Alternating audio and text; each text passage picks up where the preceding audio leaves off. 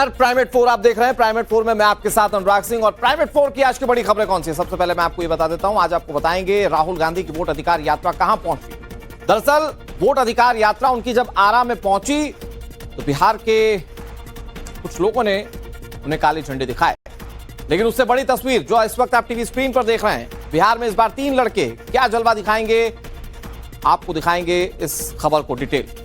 बात अगली खबर की। अगस्त का 1 दिन बचा है, लेकिन आफत खत्म होने का नाम नहीं ले रही। रियासी में जो बादल फटा था, ग्राउंड जीरो से जो रिपोर्ट आ रही है वो दहला देने वाली रिपोर्ट है। तस्वीरें क्या है, ग्राउंड के हालात क्या हैं, आपको दिखाएंगे। बात तीसरी खबर की। अगर 15 फीट लंबा कोबरा अचानक सोचिए कि हमला कर दे तो क्या होगा। ऐसा हुआ है, लेकिन कहां, यह आपको इस बुलेटिन में दिखाएंगे। आपको चौथी खबर दिखाएंगे जोधपुर की। यहां मुख्यमंत्री उप मुख्यमंत्री दिया कुमारी लंगड़ी दौड़ लगा रही। उन्होंने वर्ल्ड रिकॉर्ड बनाया। कौन सा रिकॉर्ड है ये आपको बुलेटिन में बताएंगे। शुरुआत करते हैं और इस वक्त की बड़ी खबर आपको बता दें, जापान से चीन पहुंच चुके हैं पीएम नरेंद्र मोदी। कल एससीओ समिट में प्रधानमंत्री नरेंद्र मोदी हिस्सा लेने वाले हैं। आज जापान में मौजूद थे, कई बड़े समझौते हुए, कई बड़े अनाउंसमेंट, और उसके बाद चीन के लिए रवाना हुए थे प्रधानमंत्री नरेंद्र मोदी। अपडेट यह है कि प्रधानमंत्री चाइना पहुंच चुके हैं। कल एससीओ समिट में हिस्सा लेंगे। एससीओ समिट में 10 देश हैं, जिसका हिस्सा भारत भी है। रशिया भी यहां पर रहेगा, यानी कि व्लादिमीर पुतिन यहां पर होंगे।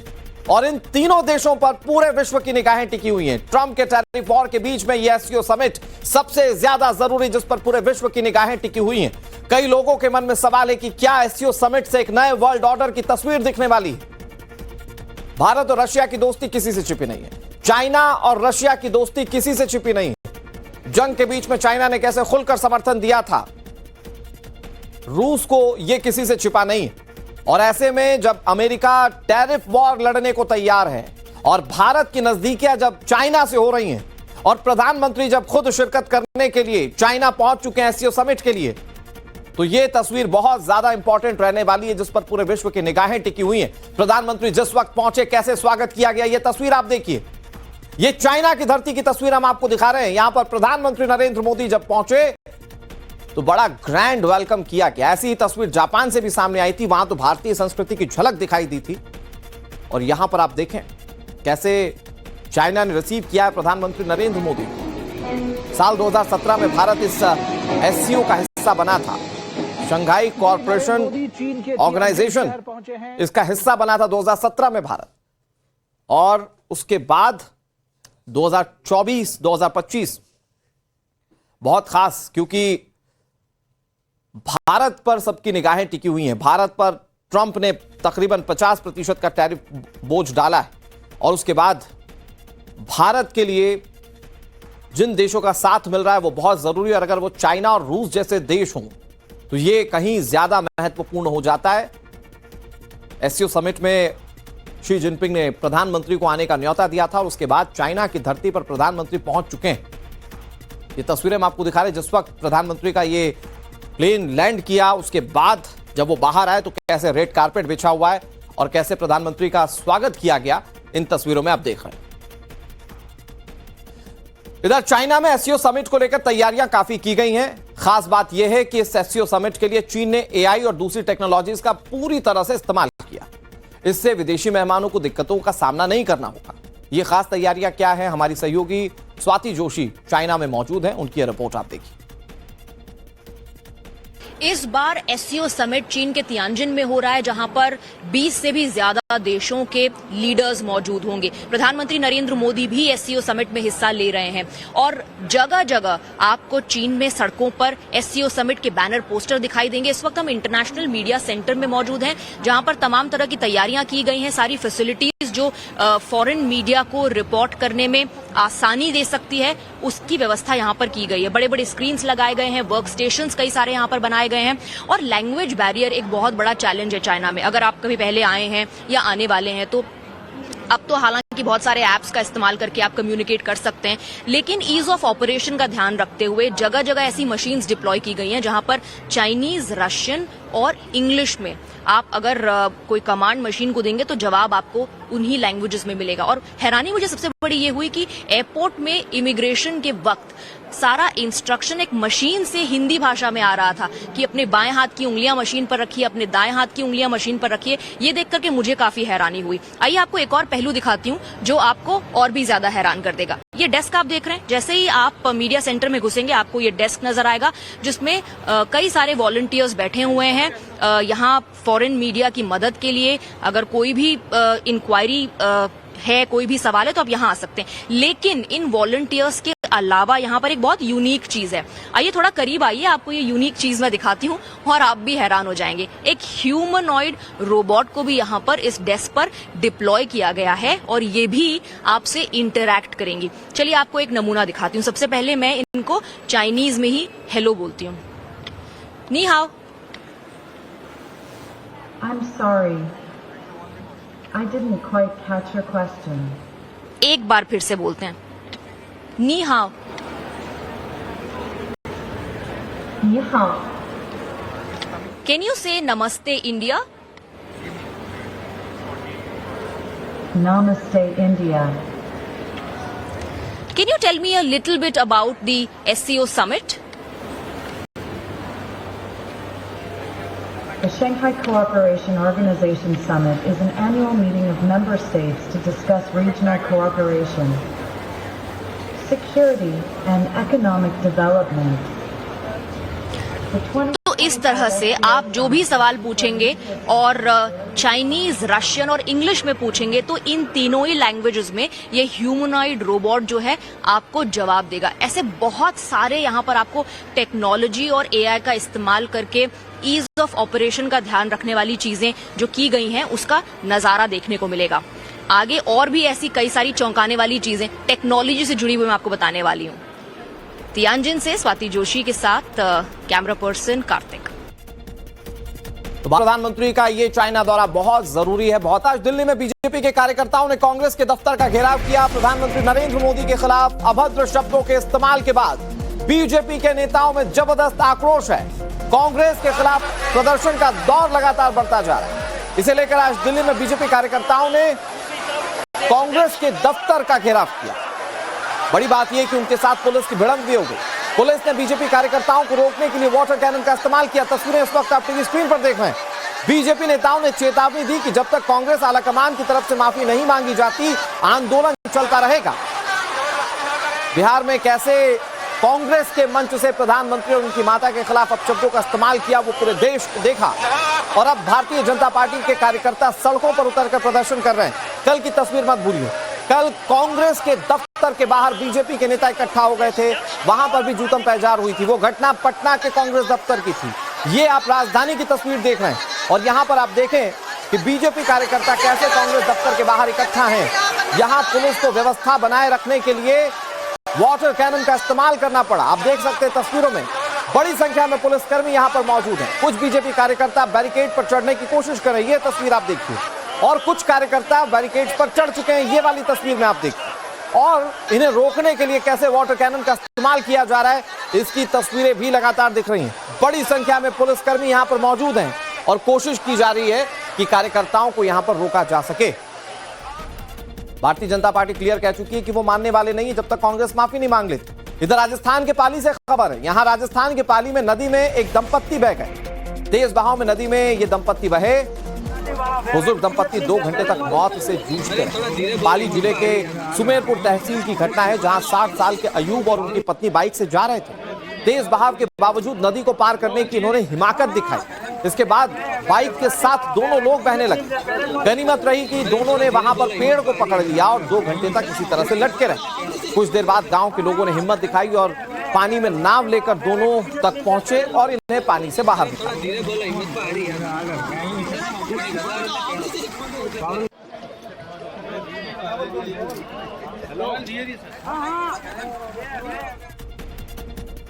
बाढ़ के पानी से खिलवाड़ करना कितना खतरनाक हो सकता है इसकी तस्वीर मध्य प्रदेश के धार से भी सामने आई।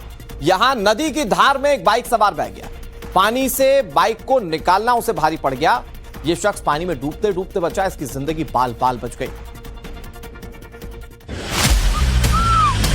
बिहार में छोटा पुल नालछा और सोटपुर गांव को जोड़ता है, लेकिन बारिश के बाद पानी का बहाव उस पुल के ऊपर से बह रहा था और इसी खतरनाक पानी के बहाव के बीच लोग नदी को पार कर रहे थे। एक के बाद एक कुछ बाइक सवार इस पुल को पार करने का खतरा मोल ले रहे थे। इसी दौरान एक और युवक बाइक को लेकर पुल के कुछ ज्यादा ही करीब आ गया और जैसे ही पानी का तेज बहाव आया, ये शख्स बाइक के साथ ही पुल से फिसलकर नदी में जा गिरा। पानी में गिरने के साथ ही एक बार ऐसा लगा कि वो पूरी तरह से नदी में डूब गया और वहाँ पर कोहराम मच गया, लेकिन कुछ देर बाद ही वो शख्स पानी में तैरता हुआ दिखाई दिया। काफी मशक्कत के बाद वो शख्स किसी तरह से नदी किनारे पहुंचा, लेकिन पानी का बहाव इतना तेज था कि उसकी बाइक महज कुछ सेकंड में नदी में लापता हो गई। प्रधानमंत्री का ये चाइना दौरा बहुत जरूरी है, बहुत महत्वपूर्ण है और प्रधानमंत्री 7 साल बाद चाइना के दौरे पर। खबरों में आगे बढ़ते हैं। बिहार में राहुल गांधी की वोट अधिकार यात्रा का 14वां दिन है। राहुल गांधी की वोट अधिकार यात्रा आरा पहुंची और उनकी यात्रा में समाजवादी पार्टी के प्रमुख अखिलेश यादव भी शामिल हुए। अखिलेश के अलावा तेजस्वी यादव लगातार राहुल गांधी की इस यात्रा का हिस्सा बने हुए हैं, जबकि भाई का साथ देने के लिए, यानी कि राहुल गांधी का साथ देने के लिए प्रियंका गांधी शामिल हुई थी यात्रा में और आज तेजस्वी यादव का साथ देने के लिए उनकी बहन रोहिणी आचार्य भी इस यात्रा में शामिल हुई। भोजपुर जिले की 7 विधानसभा सीटों में से 4 पर महागठबंधन का कब्जा है। आरा, बढ़हरा और संदेश विधानसभा क्षेत्रों में महागठबंधन की पकड़ कमजोर मानी जाती है और इसी वजह से आज यात्रा इन इलाकों को कवर कर रही। राहुल गांधी के साथ दीपांकर भट्टाचार्य, मुकेश सैनी और दूसरे भी कई नेता मौजूद थे। दीपांकर भट्टाचार्य कम्युनिस्ट पार्टी के नेता हैं, मुकेश सैनी वीआईपी पार्टी के नेता हैं और वो आज इस यात्रा में शामिल। बिहार की जनता राहुल गांधी की वोटर अधिकार यात्रा आज बिहार के छपरा में है और आप देखिए यहाँ से राहुल गांधी का जो ये यात्रा है वो अब छपरा से गुजर रहा है और बड़ी संख्या में लोग सड़कों पर झंडे लेकर, बैनर पोस्टर लेकर मौजूद है। इस बार आज की जो यात्रा है राहुल गांधी की, उसमें अखिलेश यादव भी शामिल हुए हैं। अखिलेश यादव, तेजस्वी यादव सहित तमाम लोग आप देखिए एक साथ गाड़ियों पर, ये तमाम जो नेता है वो यहाँ पर मौजूद है। राहुल गांधी को देख सकते हैं, अखिलेश यादव को देख सकते हैं, बड़ी संख्या में इन यहाँ पर यात्रा में चल रहे हैं और खुली जीप में ये तमाम नेता आप देख सकते हैं जो कि इस यात्रा में शामिल हैं और किस तरह से बड़ी संख्या में लोगों की भीड़ यहाँ पर उनके यात्रा में देखने को मिल रही है, क्योंकि अखिलेश यादव भी आज इस यात्रा में शामिल है तेजस्वी यादव और राहुल गांधी के साथ। और देखिए पूरा का पूरा जो काफिला है वो यहाँ से गुजरते हुए राहुल गांधी, तेजस्वी यादव, अखिलेश यादव, मुकेश सैनी, दीपांकर भट्टाचार्य, तमाम नेता इस यात्रा में उनके साथ चल रहे हैं। हाँ, मुलाकात हुआ लेकिन यहाँ पे रुके नहीं, चलते चल गए। यहाँ पे उनको कम से कम 2 मिनट रोककर बात विचार करना चाहिए। रोड की वजह से नहीं मिल पा रहे हैं, जो है वो हम लोग यात्रा में रुकना भी। आप लोग की इच्छा थी कि राहुल जी मिलते? बहुत खुशी की बात है, बहुत खुशी की बात है। बिहार में जो वोट चोरी का उन्होंने काम किया उसको हमने तोड़ने का काम किया और अगला काम हमारी चुनौती है कि सभी नए वोटर को जुड़वाएंगे और असली लोकतंत्र को यहाँ स्थापित करेंगे। इधर वोट अधिकार यात्रा में अखिलेश यादव शामिल हुए और वो जब अखिलेश यादव इस यात्रा में शामिल हुए तो बीजेपी पर निशाना साधने से नहीं चूके। उन्होंने भारतीय जनता पार्टी को लेकर कहा कि अवध से बीजेपी हटी, अब मगध से हटेगी। बिहार की जनता को तेजस्वी पर भरोसा है, बिहार में इस बार कमल की हार होगी, अब की बार बीजेपी बिहार से बाहर, ये अखिलेश यादव कह रहे हैं। हम लोगों ने मिलकर के अवध में हराया था, इस बार मगध में आपकी जिम्मेदारी है भारतीय जनता पार्टी को हराने के लिए। और मैं नारा देता हूं कि अब की बार बिहार से बाहर बीजेपी जाने वाली है। ये बीजेपी जिस तरह काम करती है, ये इस्तेमाल पार्टी है। आयोग जिस तरीके से काम कर रहा है, बीजेपी से मिलके काम कर रहा है, ये चुनाव आयोग नहीं, ये भारतीय जनता पार्टी ने इसको जुगाड़ आयोग बना दिया है। ये चुनाव आयोग अब जुगाड़ आयोग हो गया है। और जो एसआईआर हुआ है, इससे सरफरा कोई फैसला नहीं हो सकता है। जो भारतीय जनता पार्टी के इशारे पर ये जो सर का सिरफरा फैसला, ये इस्तेमाल पार्टी है। आयोग जिस तरीके से काम कर रहा है, बीजेपी से मिलके काम कर रहा है, ये चुनाव आयोग नहीं, ये भारतीय जनता पार्टी ने इसको जुगाड़ आयोग बना दिया है। ये चुनाव आयोग अब जुगाड़ आयोग हो गया है। और जो एसआईआर हुआ है, इससे सरफरा कोई फैसला नहीं हो सकता है। जो भारतीय जनता पार्टी के इशारे पर ये जो सर का सिरफरा फैसला लिया है, यहां बिहार की जनता ये सब देख रही है। उत्तर प्रदेश चुनाव में 2 लड़कों की जोड़ी थी, इस बार बिहार चुनाव में 3 लड़कों की जोड़ी नजर आ रही है। आगे बढ़ते हैं, उत्तर प्रदेश के कुशीनगर की तस्वीर आपको दिखाते हैं। यहां एक बार फिर से अवैध निर्माण पर बुलडोजर एक्शन दिखा। हाईकोर्ट के आदेश पर यह एक्शन लिया गया और इस दौरान दर्जनों अवैध तरीके से बनाए गए घरों को तोड़ दिया गया। हाईकोर्ट ने 2023 में बेदखली का आदेश दिया था और उसके बाद यहां पर 74 घरों को तोड़ा जाना था।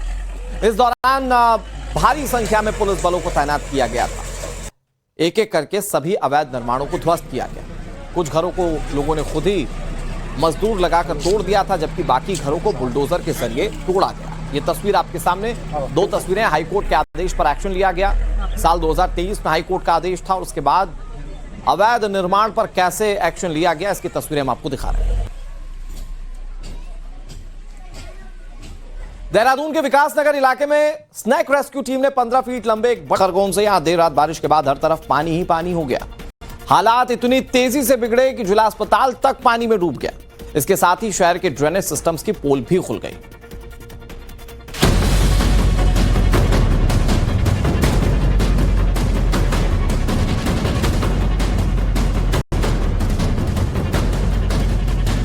खरगोन शहर में देर रात कुछ ही घंटों की बारिश हुई और इस कुछ घंटों की बारिश ने शहर में ड्रेनेज सिस्टम की असलियत सबके सामने ला दी। शहर का जिला हॉस्पिटल भी पानी पानी हो गया। आईसीयू और इमरजेंसी वार्ड की हालत तो सबसे ज्यादा खराब थी, क्योंकि वहां पर पूरे फर्श पर बारिश का पानी भरा हुआ था और इसी पानी के बीच में डॉक्टर और दूसरे मेडिकल स्टाफ काम करने के लिए मजबूर थे। सिर्फ आईसीयू ही नहीं, अस्पताल का कोई ऐसा कोना नहीं बचा था जहां पर पानी ना भरा हो। अस्पताल का कॉरिडोर हो या फिर स्टोर जहां पर दवाएं रखी होती हैं, चारों तरफ आपको सिर्फ पानी ही पानी दिखाई देगा। अस्पताल के अलावा शहर के कई और इलाके भी ऐसे ही थे, जहां पर बारिश की वजह से ऐसा लग रहा था कि बाढ़ आ गई हो। गलियों में पानी की ऐसी धार बह रही थी कि मानो नदी बह रही है। मौसम विभाग ने अगले 2 दिन और बारिश की चेतावनी जारी की है और ऐसे में एक बार फिर से खरगोन में इसी तरह के हालात दिखाई दे रहे हैं।